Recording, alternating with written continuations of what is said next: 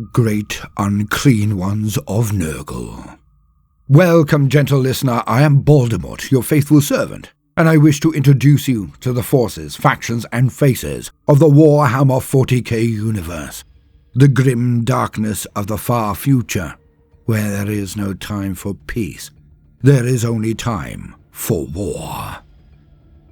Now, if you like what I do, then hit me up with a like and subscribe, a conversational comment if you have the time. I do not always retort to too much these days, but I do read as many as I can. Alas, I have had a bit of an infection that has taken some of the wind out of my sails, so today is a rather shorter video than usual, yet I hope it will be worthy of your precious time. For today, we shall hear a little tale about one of the most horrible things in the entire setting. The great unclean ones, the higher demons of the grandfather of decay, the dark god Nurgle. In an attempt to return to form, the lesson today shall be revealed in the form of a story. A bit of fun to show, not tell, the most salient points of the existence and threat posed by these disgusting monsters of the warp. And so, let us be about it. Story continued from Ulik the Unreasonable and Abundance Tertius playlists.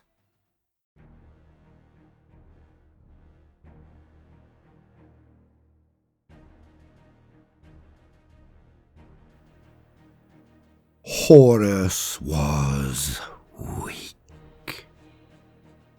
He could never understand the nature of our struggle. He just raged at the betrayal of his daddy. Fought him as he was taught by him, with fleets, forces, and formations. Pathetic. Now, in this place, I witnessed the true might of the dark gods.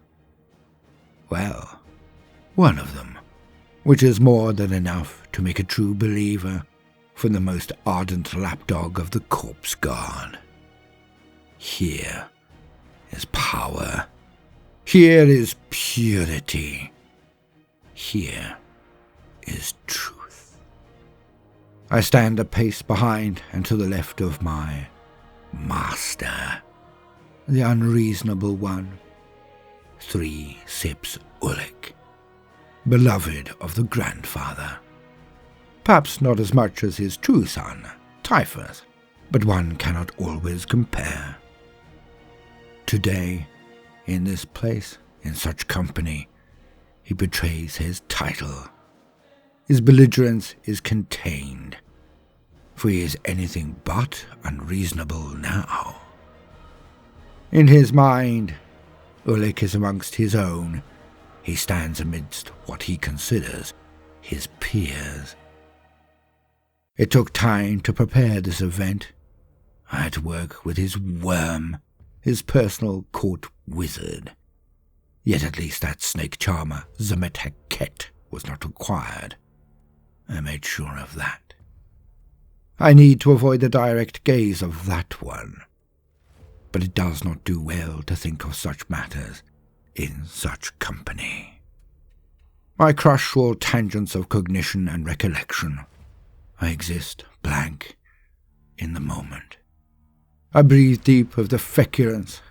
I feel the decaying mulch that covers my legs from the knee down. Even through my warplate, it is exhilarating. The flies now dance in swirls, 7 distinct swarms and patterns, all intertwined yet separate. I look to the 7 heads of the Marines I had beheaded, the holy number of the grandfather, Nurgle, Lord of Decay. Only the best for this particular rite. Ultramarines, of course. The grandfather and all of his minions have a special little something concerning the sons of the avenging sun, nor can I blame them. The mere presence of the blue boys of McCrag made me want to add to the rivers of vomit weaving past my boots. Yet, I took my time. Over 7 days, 7 hours, and 7 seconds, I purified, then sacrificed them. Each head prepared not in the ways to interact with the Lord of Skulls. No. In that case, I would strip the skin and buff the skulls to a pristine shine. This time, I buried each in the deepest, darkest, most rancid holes for the allotted period. Now dug up, worms extrude from their eye sockets, maggots infest their navel cavities, consuming the brains of the once bright and shining knights of the corpse god. Each placed on a stake, 7 feet, 7 inches in height, pushed down 7 inches to steady them all, and each placed 7 paces apart, equidistant and perfectly arranged. One would think that they would be too spread out for a true convocation, but this was right to do, of course, as I am more than versed in the dimensions of those summoned to this meeting. And as they came, the space was soon filled out. For each rotten head was but the mouthpiece of the beings attending. When all were present, it was as if we stood within a bulwark of bilge, at the centre of a tower of fetid flesh. Each arrived in turn, waiting quite patiently for their colleagues. An entire 7 unclean ones. Mountains of flesh, oozing mucus and discharges of every kind, every category, all here to enter a discourse with Ullek. And despite myself, despite that I orchestrated this entire event, I cannot help but be impressed. Oh, I placed the correct ointments and poisons on each sacrifice's tongue. I prepared each circle, each ward, to guard the secrecy of those involved. I set out to call across the darkness of the true reality that some call the warp. Yet, none of them come due to this. My incantations were not a summoning of force. They were a courteous invitation to the ball.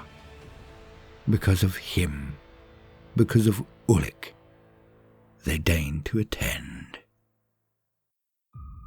They used the heads of the Marines as foci for their power, speaking through their lips. Yet, we can all see the spectral shadow of their actual forms, barely held back by the veil. The pressure of their power is quite intoxicating. So much potence collected in the one place. I must discipline myself to not laugh as they do, to not dance in joy at their mighty congregation. I am, ostensibly, the servant of the unreasonable one. So, I stand motionless at his side as he speaks with them. The bed of worms and maggots that crawl across the ground make it seem alive as I now feel. And I witness the difference between the mighty. For if such a congregation of beings was attempted for any other god, then it would not be nearly so cordial. The bloodthirsters of Khorne would tear each other apart until one was seen as strongest. The lords of lies, the greater beings of Tzeentch, would bicker and dicker and attempt to outplay each other in schemes so complex that it would take a million lifetimes to encompass them all, let alone unravel them. The keepers of secrets, the lusty and lethal childer of Slaanesh, would claw and lash at each other, each projecting and protecting their egos above all else. Yet here, now, I witness a gathering I can only describe as a fraternity. There is no jockeying, little competition, and an overwhelming sense of glee. When one of the 7 declares their deeds, the others are not bellicose or snippy. They all chuckle and chortle along, with true appreciation of the deprecations of their fellows. Ah, the grandfather Nurgle has not an army, not a force, not a rabble. He has a family. And his great unclean ones act as one. They're tips to the others' plans, not as stings or rebukes, but as helpful suggestions. And none take offence, none compete. They merely nod and laugh all the louder at the implications of the institution of such advice. It is a joy to watch, an honour to be so blessed as to witness it. And my master, Ulick, throws in his own activities, and they all laugh as raucously at his actions as ever they did their own. It is then that they take a turn for the furtive, as he, Ulick, mentions a name. One of those who are not present, another unclean one. Blatanvaski, the bulbous. Each in turn spits their most virulent ooze out of the mouths they possess, and over the next hour I hear the chagrin in which he is held. Young yet talented, he has ruffled neither a feather amongst his fellow great ones. It is with a unanimous leer of agreement that Ulick outlines his plans to humble this upstart cur, and each in turn swear that they will speak to the grandfather of Ulick's deeds, should he be successful in this punitive measure towards Blatanvastki, of course, to defray any possibility of the grandfather misconstruing his actions. Few mortals are as loved by Nurgle as Ulick, yet it is always best to have allies at court when one moves against a servant of a king. So effusively reassured, support procured, Ulick and his allies all cordially say fond farewells as each retracts from the meeting. It is done. We can now move on him. Blatanvastki has been a thorn in our sides, probably being utterly unawares of such a state of consternation. Yet he slithers across real space in a pattern that disrupts our own. At least, this is how things have been portrayed to the unreasonable one. In any case, the beast must be thwarted. He disrupts plans. So, now endorsed, now let off the leash, I put in place the plan I made Ulick believe was his own, and I go about it. I have secured a bloodthirster, Delacour. Now for Blatanvastki. First things first. I set in motion the summoning. I send my spirit out into the void of night. I project to those places I need to espy progress. Across the 7 continents of this insignificant world, the cult is massed and ready. It is the 7th planet in the system, and on the 7th hour of the 7th day of the 7th month, at my signal, the sacrifices begin. 777 souls are shed in the 7 locations. In the name of the beast, huge rituals being performed, a once-in-a-century alignment of the stars powering their potence. And, at my order, in each circle at each site, the 7 gifts are given in his name. A sacrifice of 7 pure and gentle souls, a sacrifice of 7 pure and perfect petals, a sacrifice of 7 pure and placid cattle, a sacrifice of 7 firm and fulsome friends, a sacrifice of 7 purposeful physicians, a sacrifice of 7 willing lords of the land, and a sacrifice of 7 enemies of the grandfather. The last I provided, of course, Again, ultramarines. The most succulent of sacrifices, or... And it begins. Once, not so long ago, it would have taken so much more effort to even contact, let alone to summon into the world others call real.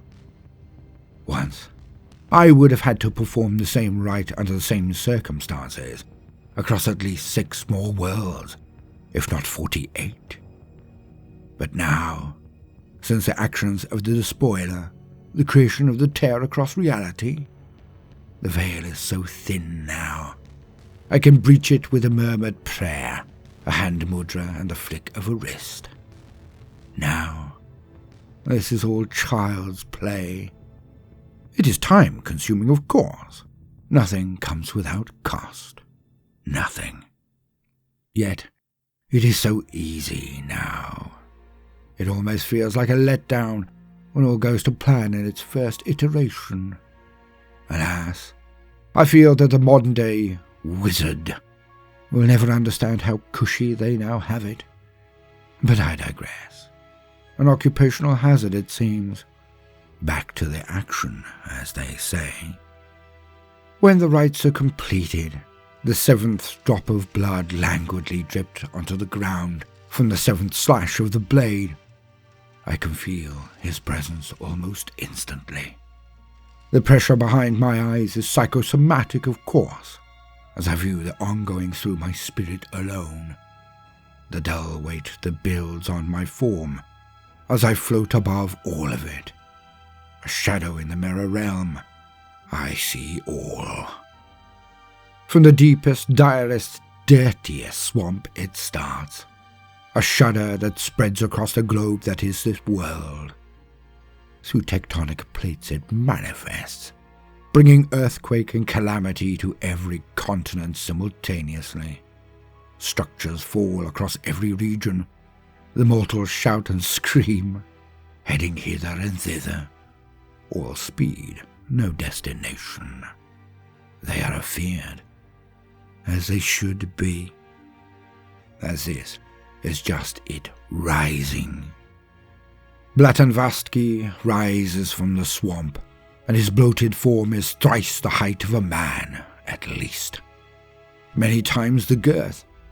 Its rolling flab spills over its legs, skin dropping from it in flakes and slithering sheets. Every inch of its colossal form is covered in pustules and buboes, every crevasse of its form discharging foul and fetid oozes. Slime, pus, mucus, all run in rivers wherever it waddles. Its form writhes as the Nurglings bounce around within it, looking for an aperture from which they can bound into action. Yet, there are entire legions of Nurglings dancing and screaming in hilarity at its feet, summoned as it was too. Like a lake of moving limbs and gnashing, laughing jaws, they follow in its wake for miles around. Fully risen, Blatanvastki now dramatically opens his cavernous maw, and from it bursts a swarm of flies that head out in every direction. Then he fills his lungs and exhales again, and green gases come from him in almost inexhaustible roiling clouds that precede him. The swamps around him now decay with the touch of even the slightest whiff of the vapors. Like watching a time-lapsed vid of corruption, it takes only seconds for the entire landscape to melt. Trees slew off their bark, annihil and twist under a million decays and termites. Long grasses bend and then add their liquids to the effluent accumulating in the now dire waters. I watch on as Blatanvastki moves out of his summoning position and heads out to conquer the world. As he processes towards its largest hubs of population, the bell begins to toll. With each stride, the great unclean one raucously rings the doomsday bell in his left hand. Its toll ripples across reality, heading from one side of the world and across it and back to him. Each time it rings, the people below become more frantic. Each time it rings, the degeneration of the world leaps forward. Each time it rings, the walls of every holdfast, each bastille, crack and crumble further. The cultists are dying as fast as any non-believers.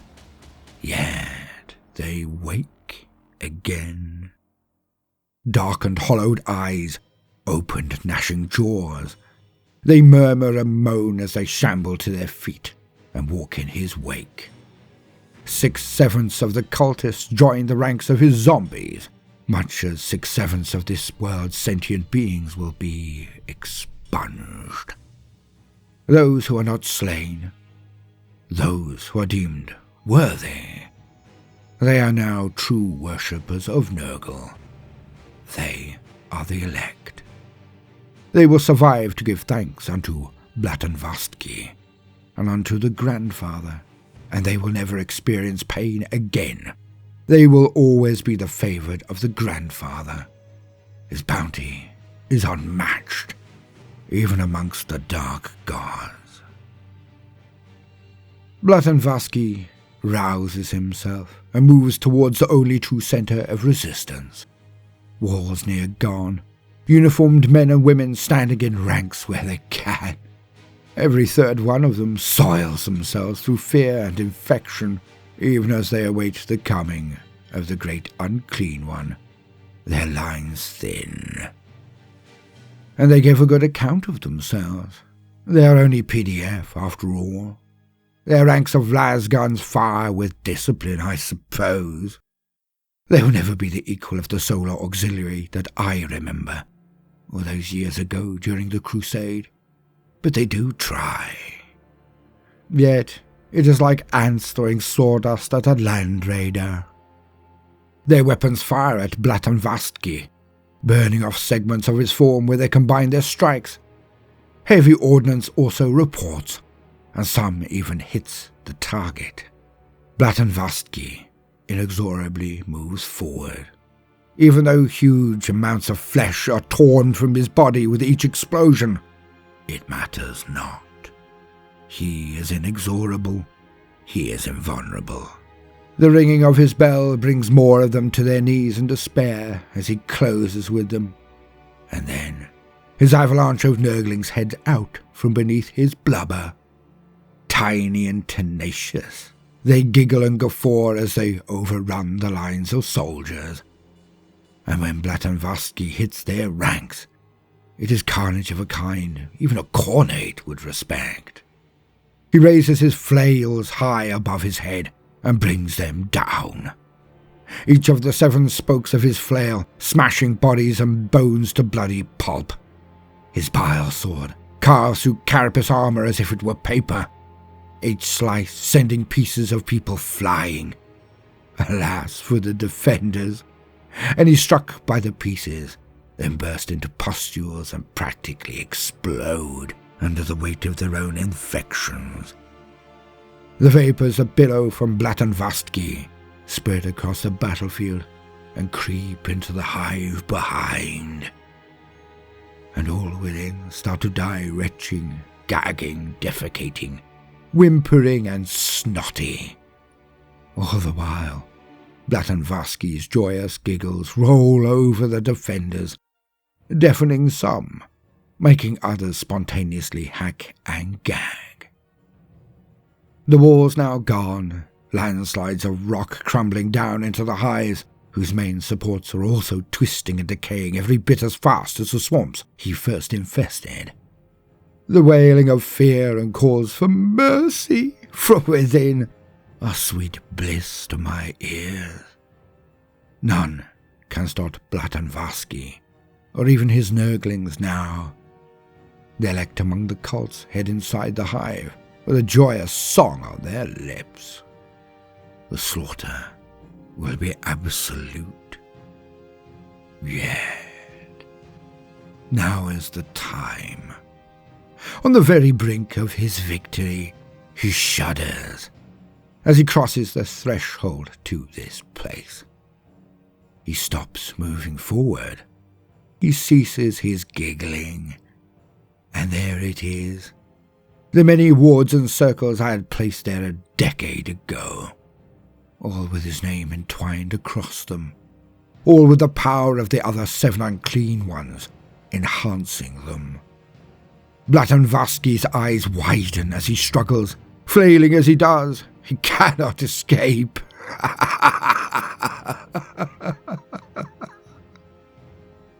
As the slaughter inside now powers the circles of my devising, he calls for a halt to the rapturous massacre. Yet, he cannot now be heard by his followers. His bell does not toll, as he rings it again and again. His sword cannot pass nor scar nor remove the lines of power I have drawn. And then he is finally foiled. My trap complete. His soul feels as if it is being unsummoned. Yet, this is not the truth of the matter. Indeed, he is being ripped from this place this time. But he is not going back to the Immaterium. Oh no. Beneath his blubber is the cup I worked so hard to gain, and into said golden goblet his essence now flows. With each second, it is now Blatanvaski that is melting. It is Blatanvaski that is screaming. I trap him within a vessel of ancient providence, antediluvian power. This world is gone. It is now the garden of Nurgle made manifest, purely by the touch of this greater unclean one, Blatanvaski. And it will make a fantastic recruitment and recreation world for the benefactors who made it all possible. Blatanvaski's 7 peers, who conspired to bring him low. Ulik is, of course, most pleased with my endeavours. His brothers will now support him in the crusade. And I now have the soul stuff of a greater unclean one in my possession. Things are progressing quite nicely.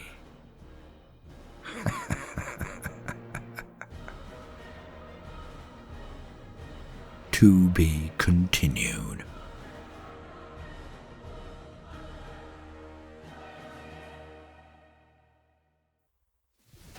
I have been Baldermort, your faithful servant. If you enjoyed this video, then please do like and subscribe. Thank you so much for your precious time. Now, no matter what you do today, do try to make some time for fun. Toodaloo.